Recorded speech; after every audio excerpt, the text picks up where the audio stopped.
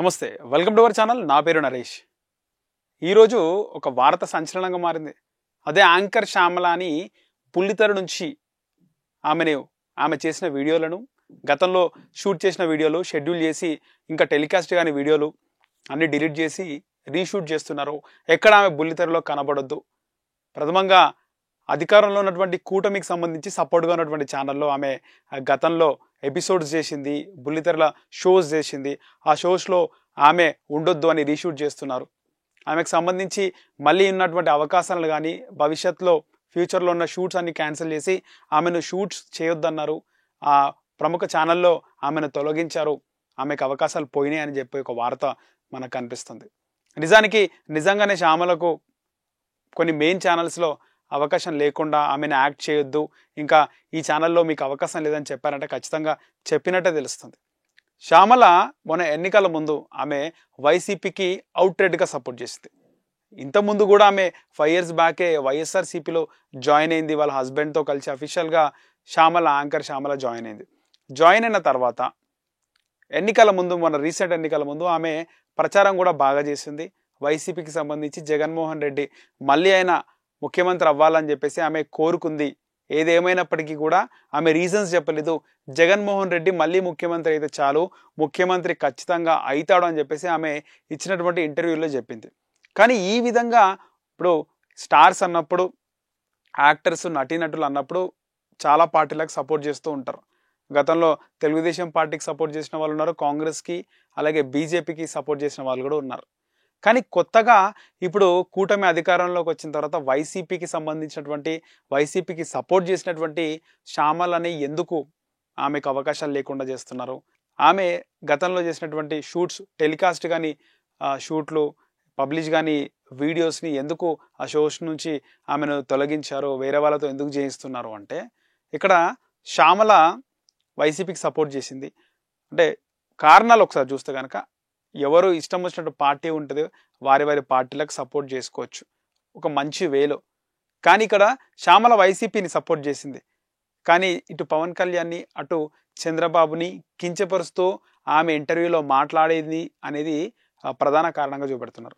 ఆమె ఒక ప్రముఖ డిజిటల్ మీడియాకి ఇచ్చిన ఇంటర్వ్యూలో శ్యామల మాట్లాడుతూ, ఇంటర్వ్యూలో జగన్మోహన్ రెడ్డి గెలవాలన్నది వైసీపీ గెలుస్తుంది, జగన్మోహన్ రెడ్డి గెలవాలని కోరుకుంటున్నాము, మళ్ళీ ముఖ్యమంత్రి కావాలి అని చెప్పింది ఓకే.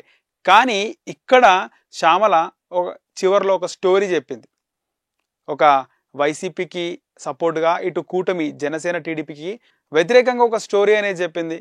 ఆ స్టోరీలో ఇటు చంద్రబాబు నాయుడిని ముసలి తోడేళ్ళుగా, పవన్ కళ్యాణ్ని గుంట నక్కగా ఆమె కంపేర్ చేస్తూ ఆ స్టోరీ చెప్పింది, ఒక పొడుపు కథ లాంటిది. ఆ స్టోరీలో నిజంగా చంద్రబాబు నాయుడు ఒక ముసలి తోడేలా, పవన్ కళ్యాణ్ లాంటి వ్యక్తి గుంట నక్కన, ఈ విధంగా వాళ్ళ గురించి మాట్లాడింది ఇక్కడ శ్యామల అని చెప్పేసి.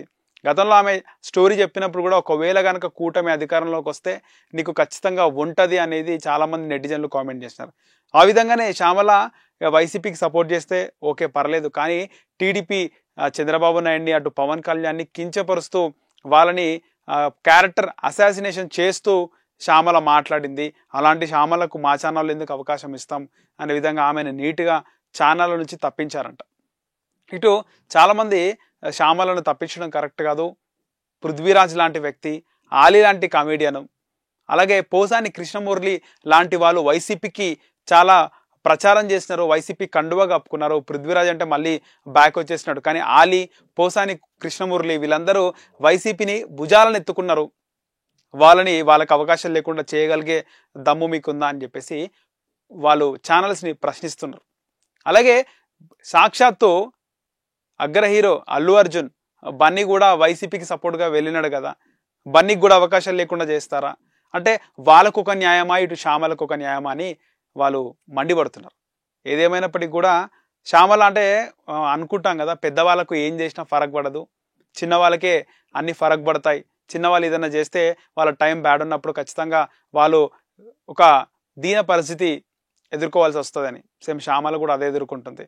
అవకాశాలు లేకుండా చేస్తే అటు జగన్మోహన్ రెడ్డి ఆయన బిజీలో ఆయన ఉంటాడు, 11 ఎమ్మెల్యేలే వచ్చినాయి, ఆయన బాధలో ఆయన ఉంటాడు, ఆయన ఏం చేయాలి, పార్టీని ఎట్లా కాపాడుకోవాలని ఆయన తాపత్రయంలో ఉంటారు. కానీ ఇక్కడ శ్యామల అవుట్రైట్గా సపోర్ట్ చేసింది. కానీ నా అభిప్రాయం ఏంటంటే శ్యామల అవుట్రైట్గా సపోర్ట్ చేసింది జగన్మోహన్ రెడ్డి గారు గెలవాలి. జగన్మోహన్ రెడ్డి గారు ఇచ్చినటువంటి సంక్షేమ పథకాలు బాగున్నాయి, పేదవారికి చాలా బాగున్నాయి. ఆటో అన్నలకు 10,000 ఇచ్చినారు, అమ్మఒడి కింద డబ్బులు ఇచ్చినారు, స్కూల్కి పంపిస్తే ప్రభుత్వ స్కూల్లో చదివిపిస్తే డబ్బులు ఇచ్చినారు, మంచి సంక్షేమ పథకాలు నెవర్ బిఫోర్ లాంటి పథకాలు ఇచ్చారు.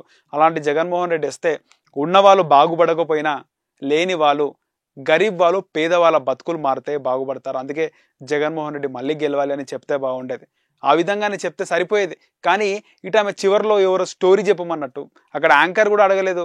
ఈమెను ఇంటర్వ్యూ చేస్తున్న శ్యామలను ఇంటర్వ్యూ చేస్తున్న యాంకర్ కూడా ఏదైనా పొడుపు కథ చెప్పు, స్టోరీ చెప్పని అడగలే. ఈమెనే క్రియేట్ చేసుకొని ఆ స్టోరీ చెప్పి ముసలి తోడేలు అని చంద్రబాబుని పోలుస్తూ, అటు గుంటనక్క అంటే చంద్రబాబుకు సపోర్ట్గా ఉన్న పవన్ కళ్యాణ్ గుంటనక్క అని కంపేర్ చేస్తూ శ్యామల స్టోరీ చెప్పింది. అది సోషల్ మీడియాలో వైరల్ అయింది. అప్పటికే నెటిజన్లు విపరీతంగా శ్యామలను కామెంట్ చేయడం జరిగింది. ఇప్పుడు ఒక అఫీషియల్గా కూటమి లీడర్ల నుంచి ఇటు మెయిన్ ఛానల్స్కి ఇన్ఫర్మేషన్ వచ్చినట్టుంది, ఆమెకు అవకాశాలు ఇవ్వద్దని.